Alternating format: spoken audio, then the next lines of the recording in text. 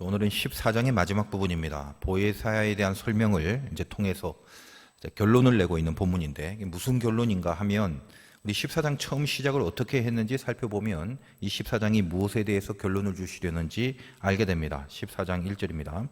너희는 마음에 근심하지 말라. 하나님을 믿으니 또 나를 믿으라. 뭐죠? 근심하지 말라는 겁니다. 우리가 근래에 이 14장을 묵상하면서 하나님이 주시는 메시지에 이제 큰 그림이 있었지 않습니까? 우리와 함께 하려고 하는 그 하나님의 뜻이 하늘에서 성부에게, 그리고 좀 더 가까이 땅으로 내려와 성자에게, 그리고 결국은 우리 안으로 들어오시는 그 성령으로 인해서 우리와 떨어지지 않으시려는 하나님의 심정을 느낄 수 있다라고 말씀을 드렸습니다. 우리와 함께 한다는 거, 이게 임마누엘인데 그 경지가 우리 신앙의 궁극의 목표이자 또 신앙의 본질이다라는 것을 우리는 이제 다 알고 계시죠. 근데 그토록 우리와 가까이 하시고자 하는 하나님의 그 목적, 우리를 향한 구체적 목적, 우리로 하여금 뭘 해결해 주시기 위함이라는 말이냐라고 했을 때 27절을 한번 보겠습니다. 평안을 너희에게 끼치노니 곧 나의 평안을 너희에게 주노라. 내가 너희에게 주는 것은 세상이 주는 것과 같이 아니하니라. 너희는 마음에 근심하지도 말고 두려워하지도 말라. 마음에 근심하지 말라고 하십니다. 근심에 대해서 14장 1절에서 근심하지 말라라고 하신 주님의 말씀이 다시 반복적으로 언급되는 부분이죠. 결국은 무슨 말씀인가 하면 우리가 근심에서 벗어나는 법은 하나님이 가장 가까이 계시는 것이다. 그 말씀을 주시는 부분이 오늘 본문의 내용이 되는 겁니다. 오늘 말씀 제목이 근심에서 벗어나는 법. 사람이 살아가면서 근심이 생길 때가 있죠. 보통 근심이 생기면 어떻게 되나요? 괴롭죠. 인간이 살아가면서 가장 기본적인 신진대사는 세 가지인데, 잘 먹고 잘 싸고 잘 자고, 이 세 가지만 되면 문제가 없습니다. 근데 근심이 생기면 이 세 가지가 다 안 되거나 적어도 한두 개가 안 되게 돼 있어요. 밥맛이 없고 소화도 안 되고, 그리고 잠도 안 오고, 신경성으로 또 장 기능이 나빠지기도 합니다. 근심을 좋아하는 사람은 없습니다. 누구라도 근심으로부터 벗어나고 싶은 겁니다. 제가 이제 또 가만히 생각을 해보면 설교라는 게 제목들이 굉장히 다양하잖아요. 물론 이제 설교 제목이 어떠냐에 따라서 그 설교의 질이 결정되는 것은 결코 아닙니다. 예전에 제가 군목 시절에 벌써 20년이 훨씬 지난 날인데도 미국에서 오신 어떤 목사님이 설교를 하실 때가 있었는데, 그 전날 주보를 정리하면서 설교 제목을 보니까 이게 너무너무 멋진 제목이었어요. 무슨 이렇게 한 편의 시와 같은 표현이었는데, 그래서 그 설교를 너무너무 기대를 하고 들었습니다. 근데 도대체 무슨 말씀을 하시는 건지 그 제목하고는 하등 상관이 없는 그런 엉뚱한 말씀만 하셨습니다. 도대체 설교 제목이 뭐였길래 이렇게 감탄을 하셨나 싶으시겠죠. 근데 제가 아무리 기억을 떠올리려고 해도 하나도 기억이 안 나요. 단지 제목이 너무 멋있었다, 그 느낌만 기억이 납니다. 제가 머리가 나빠서 잊어버린 경우도 뭐 있겠지만, 그 설교를 듣고 이렇게 가슴에 남은 메시지가 하나도 없기 때문에 그 제목은 지금 제 기억에 살아있지 못했던 거죠. 사람들은 자기의 문제가 제일 중요한 법이잖아요. 그러므로 설교 제목 중에도 무슨 뭐 이렇게 믿음 좋아지는 법, 기도 잘하는 법, 헌금 잘 드리는 법, 그런 제목보다는 오늘 제목처럼 근심에서 벗어나는 법, 그러면 이제 훨씬 더 기대를 하고 솔깃하게 됩니다. 왜일까요? 거의 다 근심으로 이렇게 괴로워하고 있는 것이 인생이기 때문에 그렇습니다. 지금 당장은 근심이 없다 할지라도 이제껏 많은 근심이 있어 왔고, 또 앞으로도 근심은 생길 수밖에 없습니다. 그러니까 일단 벗어나고 싶은 거죠. 요한복음 14장은 첫 번째 시작이 너희는 마음에 근심하지 말라라고 하십니다. 그래서 오늘 본문을 통해서 그 근심이 과연 뭔지, 그러면, 그리고 어떻게 벗어나는 것이 주님이 주신 해법인지 이걸 깨달아서 근심을 벗어나는 은혜가 임하기를 바랍니다. 요한복음 14장의 내용은 세 명의 제자들의 질문에 답을 하시는 방법으로 기록이 되어 있죠. 도마가 길을 묻습니다. 그리고 빌립이 또 보여달라고 그러고, 마지막으로 이제 다데오가 세상에 주님을 좀 알리라고 그렇게 이야기를 합니다. 이 세 가지 질문 속에 무엇이 감추어져 있느냐 하면 공이 다 근심이 있는 거예요. 근심에서부터 우러나오는 질문들입니다. 근심은 한자로 뿌리 근자에 마음 심자를 쓰는데, 마음의 뿌리를 건드리는 것에서 오는 게 근심이란 말이거든요. 보통 우리가 걱정 근심 혹은 근심 걱정 이것을 같이 사용하는 경우가 많습니다. 이게 사전적인 정의는 아니지만 그냥 이 메시지를 위해서 제가 주관적인 해석을 좀 해드리자면, 근원적인 염려냐 아니냐 여기에 따라서 근심과 걱정이 구별될 수 있다고 생각합니다. 자, 예를 들면 돈이 필요한데 당장 없으면 그 걱정이 되겠죠. 그런데 그 사람의 마음의 뿌리가 돈이었어요. 이 마음의 깊은 뿌리가 돈이라면 그때부터는 돈으로 인한 것은 걱정이 아니라 근심이 되는 거예요. 그 사람의 뿌리에 명예가 있으면 그 명예를 잃어버리면 걱정 정도가 아니라 근심이 되어버립니다. 그 사람의 마음의 뿌리에 권세가 있으면 그 권세를 잃어버리면 근심이 되는 거예요. 그러니까 근심이라는 건 훨씬 깊은 곳을 건드리는 상태를 말합니다. 예수님의 제자들은 3년 동안 주님과 같이 지냈습니다. 자기 생업을 다 버리고 예수님과 함께 동행하는 인생을 살았죠. 그들의 삶의 뿌리가 예수가 된 것입니다. 근데 그 주님이 이제 떠나신답니다. 걱정이 아니라 근심이죠, 이거는. 그래서 주님이 말씀하시는 내용이 뭔가요? 너희는 근심하지 마라. 나는 안 떠난다. 그거죠. 하나님을 믿으니 또 나를 믿으라. 이렇게 말씀하십니다. 그럼 뭘 믿으라는 거죠? 안 떠난다는 걸 믿으라는 것입니다. 그 이야기를 14장 내내 해주고 있는 거죠. 그래서 제자들은 주님이 떠나신다는 것에 대한 그 근심을 안고 지금 질문을 계속하고 있는 거예요. 어디 가시나요? 길 좀 가르쳐 주세요. 저도 같이 갈게요. 그래야 저희를 안 떠나는 거 아닌가요? 이런 식으로. 혹은 또 보여주세요. 그래야 안 떠나는 걸 믿을 거 아닙니까? 혹은 세상에 이름을 내시고 좀 드러나 주세요. 그래야 존재감이라는 걸 느낄 수 있지 않습니까? 다들 그런 취지의 질문들이다 이 말이에요. 여러분의 근심은 무엇입니까? 이 세상 사람들 중에는 예수가 떠난다고 근심하는 사람들이 없습니다. 그렇죠. 예수를 안 믿는데 예수가 떠난다고 근심하는 사람이 세상 사람 가운데 있지는 않겠죠. 우리 근원적 근심, 예수 믿는 사람의 근원적 근심, 이게 뭐냐? 주님이 떠난 것에 있다는 것을 알고 이 본문을 접해야 한다는 거예요. 지금 주님은 세상 사람들 향하여 말씀하시는 게 아니죠. 이 14장 전후의 어간은 전부 다 제자들에게만 국한돼서 제자들에게 하시는 말씀입니다. 다시 말하면 예수님을 뿌리에 두고 살아가는 자들을 향한 말씀이라는 점을 분명히 감안하고 받으셔야 되는 거예요. 그러므로 근심하지 말라고 하신 후에 이어서 보혜사 성령에 대한 말씀을 하시는 거죠. 그러니까 예수 안 믿는 사람이 근심을 해결하는데 성령이 무슨 필요가 있겠습니까? 예수님이 우리의 근심을 해결하기 위하여 처음으로 제시한 것이 성령부터 풀어가야 되는데 저 안 믿는 사람에게 근심을 해결하기 위하여 성령이 함께한다는 말은 하등 해결의 방법이 안 되는 거죠. 그러니까 우리 신자들에게 하나여 근심에 대한 해법이 성령으로 이렇게 연결되어진다는 말입니다. 그 다음에 성령에서 말씀을 쭉 보니까 평안이 오고 그 평안이 근심으로 인한 두려움을 해결해 주신다라는 말씀을 지금 이 본문 가운데 하고 있죠. 자, 25절 잠깐 보겠습니다. 내가 아직 너희와 함께 있어서 이 말을 너희에게 하였거니와. 그렇죠. 이 말 누구에게 한다고 그랬습니까? 제자들에게 하는 겁니다. 지금 안 믿는 세상 사람들을 향한 말이 아니란 말이에요. 그리고 나서 26절에 보혜사 곧 아버지께서 내 이름으로 보내실 성령을 말씀하시고 그 다음에 27절로 이어집니다. 평안을 너희에게 끼치노니. 그렇죠. 성령에 이어서 평안. 그리고 이제 그 평안으로 인하여 27절 뒷부분에 너희는 마음에 근심하지 말고 두려워하지 말라. 근심과 두려움을 사라지게 하신다라는 것입니다. 그래서 여러분이 일단 이 맥락으로 예수님께서 말씀하시고 있다는 것을 기억을 하시면서 따라오셔야 돼요. 성령, 그 다음에 뭐죠? 평안, 그리고 그 다음에 근심과 두려움 해결, 그 수순입니다.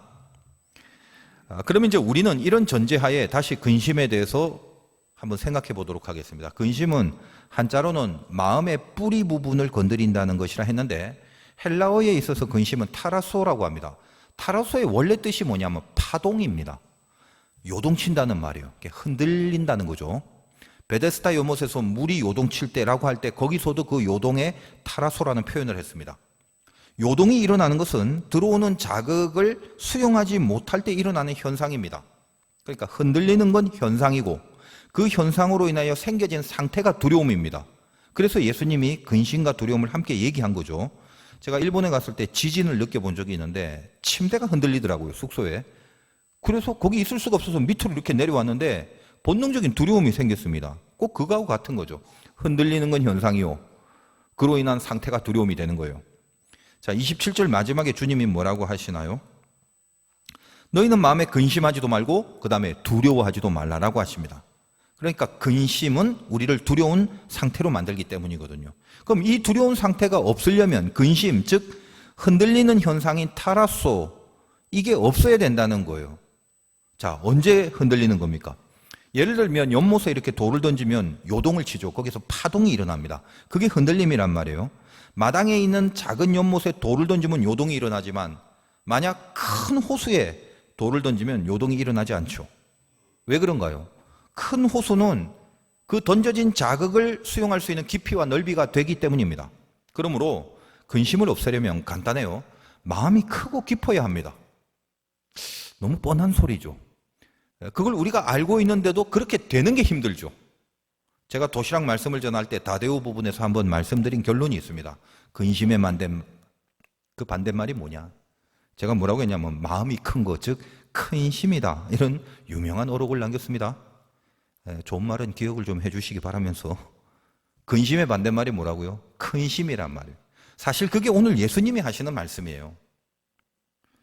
주님은 우리에게 근심하지 말 것을 14장 1절에서부터 선포해 주시면서 근심에서 벗어나는 법을 크게 세 가지로 전해 주셨습니다. 자, 아까 1번 보혜사 성령, 그 다음에 연결되는 평안, 그 다음에 연결되는 두려움 제고, 두려움이 사라지는 거, 그거였죠. 다시 말씀드리지만 이 해법은 뿌리에 예수가 있는 신자들을 향한 솔루션이다. 이걸 명심하셔야 됩니다. 성령, 그리고 평안, 그리고 두려움 제거. 이 단계를 잘 이해하기 위해서 한번 이렇게 거꾸로 따져가도록 하겠습니다. 다시 말하면 두려움 제거, 그 다음에 평안, 그 다음에 성령이라는 순서로 풀어가겠습니다. 자, 근심, 타라소, 흔들리는 현상으로부터 이제 두려워지는 상태가 되는 건데 그 두려움을 없애려면 흔들림이란 현상을 잡아야 하는 거죠. 근심을 주는 자극들, 우리에게 던져진 인생의 돌들, 이거는요 우리가 피해갈 수는 없습니다. 살면서 늘 돌들이 날라오는 거예요. 자극들이 있을 수밖에 없습니다. 그러나 작은 돌멩이라도 개구리가 맞으면 흔들리지만 하마가 맞으면 요동치 않겠죠. 그 자극을 피하거나 원천 봉쇄할 수가 없기 때문에 그 자극을 대하는 나 자신이 커져야 된다는 말이거든요. 그래서 근심의 반대말이 큰심이라고 한 겁니다. 다 아는 이야기입니다. 몰라서 못하는 게 아니라고 그랬어요. 근데 바로 이런 부분에서 세상에 안 믿는 사람들도 그 근심을 벗어나려고 이런 식으로 뭔가 마음을 크게 가지려고 무지하게 노력을 합니다. 이 세상 사람들도 마음을 크게 하려는 작업이 상당히 다양하고 많은데 명상, 심리치료, 마인드 컨트롤, 무슨 긍정적 사고방식의 훈련 등등 많은 작업들을 하지 않습니까? 근데 그런 종류의 일들을 하시는 분들이나 그런 것으로 해법을 얻으려는 분들에게는 제가 좀 죄송합니다만 제가 오늘 드리려는 메시지를 위해서 잠시 좀 약간 극단적으로 표현을 해보겠습니다. 그러니까 일단 그런 것들로 인해서 도움을 얻는 경우가 꽤 많습니다. 신자들도 마찬가지고요. 그런데 제가 그런 방법들을 나쁘게 보는 게 절대 아니라 일단 오해를 하지 마시고 예수님이 제시하는 방법 말고 세상에서 그런 식으로 노력하는 방법들은 물론 이제 자기 자아가 근심을 극복할 수 있을 만큼 크게 돼갖고 뭔가 그런 자극들을 수용할 수 있는 그런 마음의 넓이를 가지려는 의도라는 것은 좋습니다만 결국은 진짜 자기가 커지는 게 아니라 그냥 커졌다고 느끼는 자기 최면에 불과하다라는 거예요. 자기 최면이라는 것은 자기 기만이죠. 그러니까 스스로를 나쁜 의미가 아니라 기만이라고 해서 좋은 의미에서 자기를 잘 속여갖고 근심이 주는 흔들림이 없다고 느끼게 만드는 겁니다. 그러니까 진짜 흔들리는 게 없는 게 아니라 흔들리고 있는데 흔들린다고 느끼지 않으려는 애씀이란 말이죠. 병원에서 통증이 심해지면 마지막으로 몰핀을 주죠. 일종의 약물입니다. 자, 그러면 통증이 사라지는 게 아니죠. 통증을 못 느끼는 겁니다.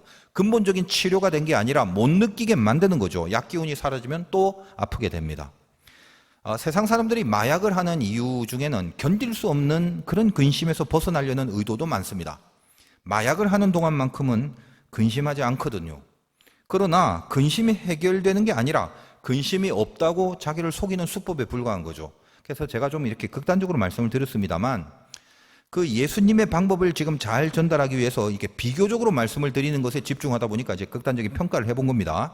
그리고 보통 이제 심리치료 혹은 상담, 기타 등등 이런 정신훈련을 하는 센터에서 제시하는 방법론들은 글쎄 다른 사람들은 모르겠지만 저는 개인적으로 거의 와닿지 않는 내용들이 많았어요. 자, 예를 들면 이제 어떤 매뉴얼, 어떤 식의 내용이 있습니까? 보니까 이런 게 있더라고요. 어려움을 헤쳐나갈 능력이 자기 자신에게 있다고 매일 아침 거울을 보면서 소리내어 말하라. 이런 거 많잖아요. 당신의 삶 속에서 좋은 것들만 자꾸 생각해라. 또 심호흡을 깊이 해라. 그리고 누군가 사람과 자주 연락을 하고 동물이나 자연과 가까이 지내라. 걱정은 일시적이고 이제 지나갈 것이다라고 늘 자기 자신에게 말하라 등등. 그러니까 다 좋은 말인데 좋은 효력이 있겠죠. 근데 하여간 저는 이제 그런 것들로는 별로 도움이 안 되더라고요. 지금 이제 말씀드린 이런 식의 방법들은 근심에서 이렇게 벗어나는 훈련으로 제시한 사례들인데, 실제로 예를 들면 사랑하는 가족을 무슨 사고로 잃어버린 그런 후유증에 시달려서 고통받고 있는 사람들을 향해서 실제 훈련시키는 그런 심리치료 방법의 어떤 매뉴얼 속에 있는 거였습니다. 어떤 사고로 인한 자극, 그 자극이 왔을 때 그로 인하여 요동침, 그리고 그 요동침, 타라소, 그 근심으로 인하여 인생을 두려워하고 있는 사람들에게 좋은 의미에서 건강한 세뇌와 최면을 거는 것이다 라고 생각을 합니다. 그러니까 말씀드렸죠. 내가 진짜로 크고 넓어져서 자극으로 인한 요동이 일어나지 않는 거하고, 요동을 치고 있는 게 분명한데 요동치지 않는다고 스스로를 속이려는 거하고, 이제 좋은 의미에서 속이는 거라고 칩시다. 하여간 이게 차원이 다르다는 거예요. 제가 드리고 싶은 말씀은 고로 이제 이런 겁니다. 예를 들어 사랑하는 그 가족이 불의의 사고로 죽었다고 했을 때 무슨 마인드 컨트롤로 그 상처를 치유할 수가 있겠습니까? 물론 뭐 도움은 되겠죠. 근데 인간이라는 게 또 기억력이 약하고 감각이 나중에 결국 지나가면 둔감해지기 때문에 시간이 지나면 차차 그냥 자연스럽게 나아지거나, 혹시 이 자극이 굉장한 임팩트가 있어서 심각해졌다면 이거는 시간이 지나더라도 평생 트라우마로 시달릴 수 있는 거거든요. 자, 그런데 우리는 예수를 믿고 있고 하나님을 믿고 있는 사람들이잖아요. 우리가 믿고 있는 게 있죠. 그 믿음이라는 건 최면도 아니며 그건 일종의 어떤 정신수양이 아니라 그 믿음이 진짜 진리고 길이고 생명이라면, 여러분, 내가 사랑하는 사람이 죽어서 지금 천국에 있는 거, 주님 옆에 있는 거, 그게 진짜 진리라면 뭐가 두렵죠? 우리도 어차피 언젠가 갈 건데. 제가 무슨 이렇게 냉혈한 사람처럼 말하는 게 아닙니다. 인간이기 때문에 모든 슬픔이 이해는 되죠. 저도 마찬가지겠지만 그게 얼마나 힘들겠습니까? 근데 어떤 기반에서 이해와 해석을 해나갈 수 있는가, 이게 중요하다는 겁니다. 언제까지, 어느 수준이 될 때까지 무슨 정신수양, 마인드 컨트롤, 심리치료, 그러다가 안 되면 약물 복용, 그런 걸로 해결하려고 하십니까? 내가 진짜 커져야 되는 거예요. 내 자신이. 그러니까 커진 척 하지 말고 정말 커져야 한다는 겁니다. 내가 정말 천국을 믿고 있고 하나님이란 큰 존재가 우리의 마음의 뿌리 가운데 있다면, 그래서 인생이라는 게 어디로 왔다가 어디로 가는 것에 대해서 자기 최면이 아니라 그게 진짜로 진리라는 걸 내가 알고 믿고 있다면, 그걸 기반으로 우리 삶에 벌어지는 모든 것들이 근심해야 될 문제인지 근심하지 않아도 될 문제인지를 왜 우리가 간파를 하고 파악을 하지 못하는 겁니까? 믿음이 없는 거죠. 다른 말 할 게 없어요. 인간적인 이해는 합니다. 인간이 연약하니까. 그러나 알고는 있어야죠. 근심은 큰 심이 돼야 됩니다. 제 아들이 이제 성희가 양양에 살고 있는데 듣기로는 여러 가지 일들을 많이 하는데 교통수단으로 이제 오토바이를 타고 다닌답니다. 얼마 전에 밤에 이제 도로를 달리다가, 강원도 도로는 이제 밤에 캄캄하거든요. 화물차에서 벗겨진 큰 타이어가 이제 아스팔트에 있는데 그걸 보지 못하고 충돌해서 공중에서 몇 바퀴 굴렀다고 해요. 제가 볼 때는 그런 경우 거의 죽는 각인데, 병원에서 이제 있다가 가족들한테 이제 카톡으로 연락이 왔어요. 알아보니까 별로 다친 곳이 없대요. 그냥 이곳저곳에 까지고 긁힌 상처들만 있고, 안 죽은 게 기적이고, 뼈라도 몇 건데 이렇게 좀 상당히 부러져야 정상인데 뼈 하나 부러진 곳이 없다고 해서 제가, 야, 이거는 기적과 같은 은혜다, 감사해라, 이렇게 얘기를 했어요.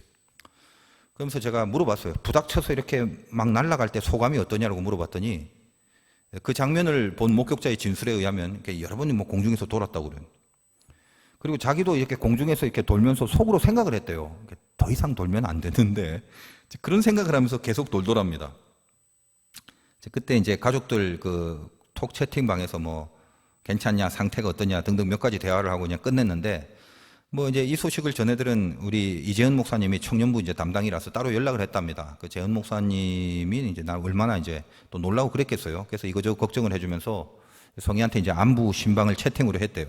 얼마나 다쳤냐, 상태는 어떠냐, 죽을 뻔했다는데 감사하다, 기타 등등. 근데 이제 이 녀석이 이제 담담하게 답을 하더랍니다. 인생이란 게 뭐 다 그런 거죠. 눈 떠보니 천국이면 좋은 거죠. 뭐 그런 식으로 말했다고요. 그래서 재현 목사님 하는 말이 성의 걱정은 자기 자신, 성의 자신 본인도 안 하고 가족들도 하나도 안 하고 있는데 자기만 걱정하고 있는 것 같다고. 그래서 한참을 웃었어요. 자, 요즘 이제 가끔 생각을 해봅니다. 눈 떠보니 천국이면 좋은 거죠. 그 나름 이거 어록이 될 수 있는 고백이 아닌가 하는 생각이 들어요. 여러분, 마음의 뿌리에 천국이 있으면 그거보다 큰 마음이 어디 있냐 이 말이에요. 그래서 두려워하지 마라. 믿음이 적은 자들아. 이렇게 말씀하신 주님의 심정을 깨닫게 됩니다. 여러분이 정말 하나님을 믿으십니까? 하나님의 그 존재를, 그리고 그분의 그 영원한 천국을 정말 믿는다면 두려워할 이유가 어디 있냐라는 말씀이죠. 다시 말씀드립니다만 우리는 연약하기 때문에 제가 막 냉철하고 온전한 취지에서 예수 믿으면 절대 두려워하면 안 돼 이렇게 얘기를 하는 게 아닙니다. 뭘 우리는 알고 있냐? 어떤 기반에서 나에게 닥친 것들, 나에게 던져진 자극들을 이해하고 해석할 수 있는가에 대한 가장 기본적인 스탠스를 제가 말씀드리는 거라고요. 오늘 주님의 말씀을 수순에 따라서 이제 거꾸로 한번 이해해 보자고 말씀드렸습니다. 자, 27절 마지막에 너희는 마음에 근심하지도 말고 두려워하지도 말라고 했죠. 지금까지 이 부분을 설명해 드린 겁니다. 근심이 뭔지, 두려움이 왜 생기는 건지, 그리고 근심을 해결하는 것은 큰 힘이 돼야 된다. 지금 이 말씀을 드린 겁니다. 그러면 이렇게 결론적인 근심이 없기 위해서, 근심하지 않기 위해서 그 전에 무엇이 있어야 한다는 말입니까? 우리가 거꾸로 올라가 보자는 거예요. 27절, 그러니까 앞부분에 보니까 뭐가 있죠? 평안을 너희에게 끼치노니 곧 나의 평안을 너희에게 주노라.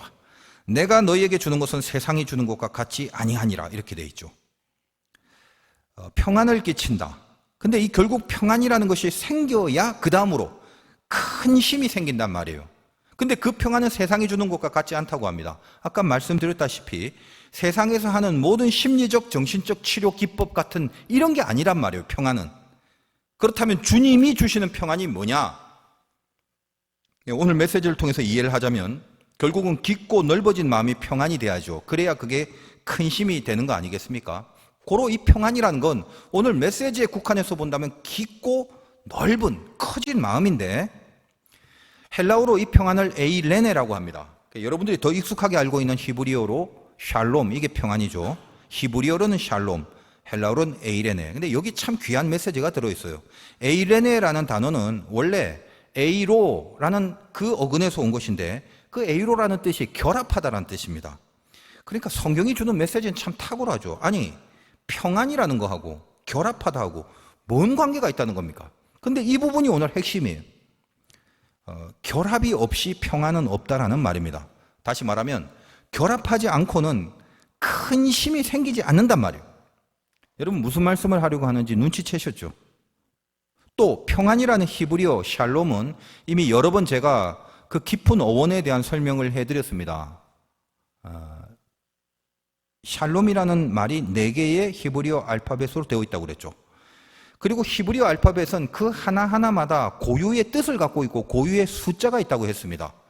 모르겠는데요. 뭐 그러시면 이제부터 아시면 되고요. 제가 수없이 말씀을 드렸습니다.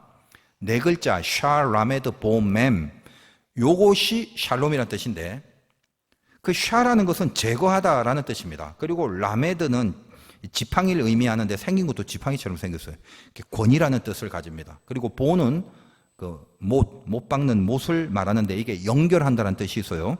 그리고 맴, 이건 물을 말하는데 혼동이라는 뜻이 있습니다. 제거한다, 권위, 연결한다, 혼동. 그러면 이 샬롬의 원래 성경에서 요구하고 있는 그 원래 원어의 원초적 뜻이 뭐냐? 샬롬이라는 게 혼동으로 연결시켜주는 권위를 제거한다라는 말입니다. 혼동으로 연결된다는 게 뭐죠? 요동치는 거죠. 여러분이 연못에 돌을 팍 던지면 그 파장이 동그랗게 계속 연결이 되면서 흔들리면서 밖으로 전해지죠. 그 흔들림을 따라서 근심이라고 했단 말이에요. 그래서 그 흔들림을 연결하는, 다시 말하여 그 근심을 주는 그 권위, 즉 어떤 이렇게 요동치게 하는 힘, 그거를 제거해버리는 상태가 평안이란 말이에요. 원래 샬롬이라는 단어가 만들어지기 전에 슐렘이라는 단어가 있었습니다. 슐렘은 대가를 지불한다는 뜻인데, 이 슐렘은 세 개의 알파벳으로 되어 있는데 아까 말한 것 중에 보만 없고 샤, 라메드, 메모로 되어 있어요. 그러니까 샬롬에서 못이라는 의미의 보를 빼버리면 대가를 지불한다는 뜻의 슐렘이 되는데, 거꾸로 대가를 지불한다는 슐렘에 그 대가로 못을 하나 집어넣어서 보자가 들어가면 그게 샬롬, 즉 평안이라는 글자가 되는 겁니다. 알다시피 여러분, 못이 뭐죠? 십자가를 말하는 거죠. 이런 내용이 어디 책에 있는 게 아닙니다. 여러분이 늘 샬롬이란 말하고 평안이란 말할 때 성경이 이 말을 통해서 우리에게 깊이 주려고 하는 메시지에 붙들려야 되는 거예요. 여러분이 이렇게 깊이 있는 말씀을 들으면. 그러니까 이건 거예요. 십자가라는 대가를 지불해서, 그래서 우리가 얻을 수 있는 게 평안이더란 말입니다. 얼마나 깊고 정확한 얘기인지 몰라요. 그래서 예수님이 내가 너희에게 주는 평안이라고 하시는 거예요. 세상이 줄 수 없는 거예요, 이거는. 평안은 주님만이 주신다, 이 말이에요. 주님이 지불하신 대가로 생겨진 게 평안이란 말입니다. 그걸 헬라어로는 에이레나라고 했죠. 아까 에이레네가 뭐죠? 결합한다는 뜻이랬습니다. 결국 무슨 말입니까? 주님과 결합함으로 평안이 온다는 말이죠. 같은 동일한 원리입니다. 평안은 큰 심, 넓은 마음이라고 했으니까 우리가 큰 심을 가질 수 있는 방법은 주님과 결합하고 있는 거, 그 상태가 될 때만 큰 심이 되는 거란 말이에요. 노력한다고 되는 거 아니에요. 애쓴다고 되는 게 아니란 말이에요. 우리가 큰 마음을 가져야겠다고 아무리 생각하고 의지를 발동해도 그런다고 되는 게 아니죠. 그래서 마음의 수양, 무슨 심리적 훈련 같은 것을 제가 약간의 도움이 될 수는 있어도 이것이 궁극의 방법이 될 수 없다라고 아까 계속 말씀을 드린 겁니다. 큰 힘, 그게 되려면 하나밖에 없어요. 평안이라고 그랬죠. 다시 말해서 평안을 얻는 방법 하나입니다. 크신 존재와 결합하는 것, 그것뿐이란 말이에요. 따라서 평안이라는 말씀을 하기 전에 드디어 이걸 위하여 크신 존재와 결합해야만 평안이 오기 때문에 26절에 드디어 보혜사 성령이 오신다는 말씀을 하시는 겁니다. 그래서 보혜사 성령이 평안으로 이어지고 평안이 근심과 두려움이 없어지는 것으로 연결되는 거죠. 우리는 지금 거꾸로 역추적을 하고 있는 거고요. 성령이 우리 안에 들어와서 우리의 뿌리의 마음을 하나님의 차원으로 넓고 깊게 만들어 놓으신다는 겁니다. 고로 성령이 이런 의미에서 무슨 작업을 하신다 합니까? 26절에 보니까 보혜사 곧 아버지께서 내 이름으로 보내실 성령, 그가 너희에게 모든 것을 가르치고 내가 너희에게 말한 모든 것을 생각나게 하리라. 여러분, 근심의 돌이 이렇게 딱 던져졌을 때 여기서 파동을 치는 게 맞는데, 일반적인데 우리는 어떻다고요? 근심하지 않아야 할 이유를 성령이 생각나게 하시게 한다는 거예요. 성령이 우리 안에 계시면 그 돌이 일으키는 파장이, 이 흔들림 따위가 우리 운명에 전혀 상관하지 못할 것임을 알게 하시는 거예요. 그걸 가르치시게 하시는 겁니다. 이미 우리는 하나님과 결합이 되어 있어서 평안이 너의 마음이다. 흔들림이 아니다. 혼동이 아니라 평안이다. 그게 너의 마음이다. 기억해라. 그겁니다. 왜냐? 예수님께서 나를 위해 죽으신 그 십자가가 나와 하나님을 결합시켜 놓았고 내 마음이 하나님의 마음이 되는 거죠. 그 크신 하나님이 내 뿌리의 존재라면 그 어떤 요동침이 내 운명을 건드릴 수 있겠습니까?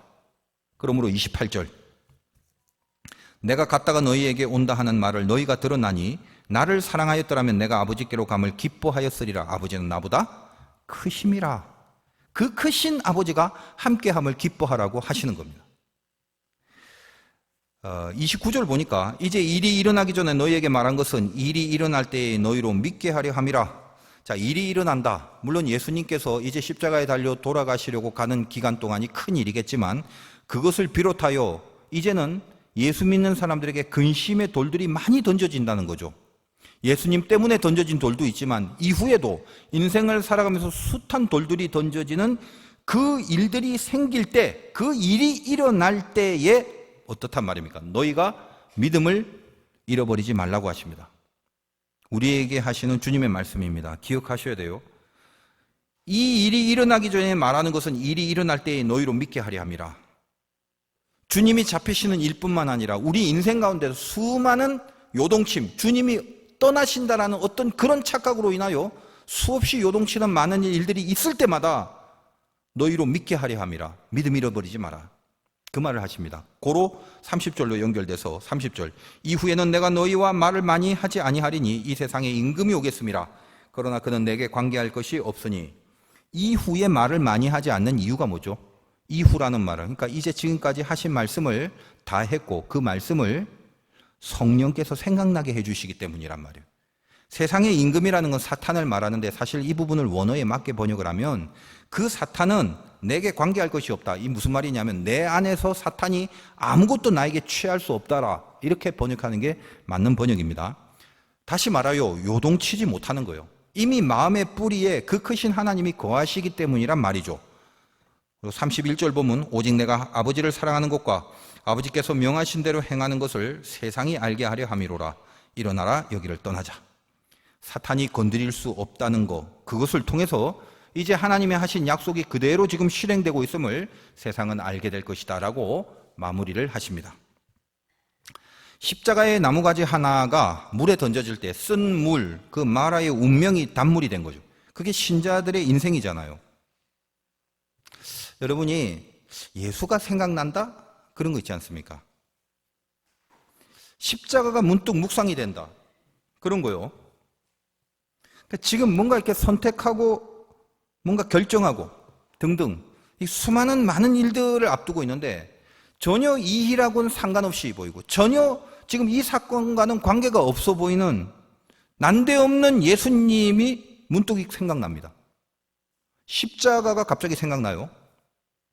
선택의 결정의 그 앞에서 십자가라는 게 불현듯 생각이 나고 뭐 그러는 거예요. 뭐죠? 성령이 생각나게 해주시는 거거든요. 나 그런 적 한 번도 없는데요. 이제 그러시면은 곤란한 거예요. 여러분이 이제껏 그런 경험을 많이 하셨죠. 365일 매 시간 매번은 아닐지라도 그게 이상한 거예요. 이유가 뭐죠? 성령이 생각나게 해주신다는 거예요. 그러니까 성경에 있는 말씀을 남의 얘기나 옛날 얘기가 아니라 지금 나에게 어떻게 지금 적용되고 있는가를 통해서 파악하고 이해할 수 있어야 된다는 거죠. 고로 성령은 뭐냐? 무슨 이상한 행동, 뭐 독특한 움직임, 뭐 괴팍한 소리, 뭐 날뛰임 그런 것이 아닙니다. 물론 어떤 그런 것들이 성령께서 임하고 내재하는 것에 대한 현상적인 모습이 될 수는 있어요. 그러나 예수가 생각나지 않는 채로 날뛴다면 그거는 성령이 아니라 이상한 거 받아갖고 혼동으로 연결되는 날뛰임이 될 뿐입니다. 저도 마찬가지지만 참 신기하지 않아요? 왜 예수가 생각나지? 왜 십자가가 불현듯 묵상이 되고 가끔 그러지? 그 일이 예수하고 별로 상관없어 보이는데 왜 여기에 예수를 생각하고 그 일을 다시 한번 보게 되지? 이런 것들. 이게 참 귀하고 신기한 거거든요.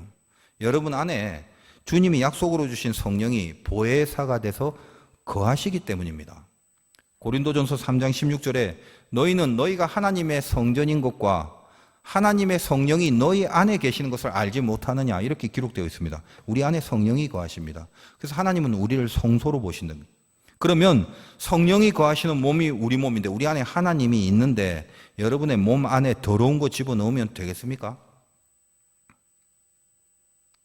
몸을 아무렇게나 방치해버리고 죄된 거를 자꾸 내 안에 집어넣으면 되겠냐 이 말이에요. 먹지 말라고 하는데 먹고 하지 말라는데 하고 만지지 말라는데 만지고 가고 싶은데 마음대로 가고 내 안에 성령이 역겨워하는 거를 내 몸으로 먹고 마시고 행하고 하는 그런 일들을 어떻게 계속하면서 예수를 믿는답시고 앉아있냐 이 말이에요. 우리가 몸을 건강하게 만드는 것도 중요하지만 건강하게 만들기보다는 거룩하게 만드는 게 중요하죠. 이게 핵심입니다. 여러분 아플 수는 있어요. 저도 아픈 사람을 위해서 얼마나 많이 기도합니까? 매번 찾아오잖아요. 아플 수는 있습니다. 그러나 더럽게 하면 안 되는 거죠. 약할 수는 있습니다. 그러나 부정하게 하면 안 되는 거죠. 저나 여러분은 말도 안 되는 사람인데 성령이 내 안에 거하시는 존재라는 걸 잊지 말고 사시기 바라요. 그게 주님의 말씀이에요.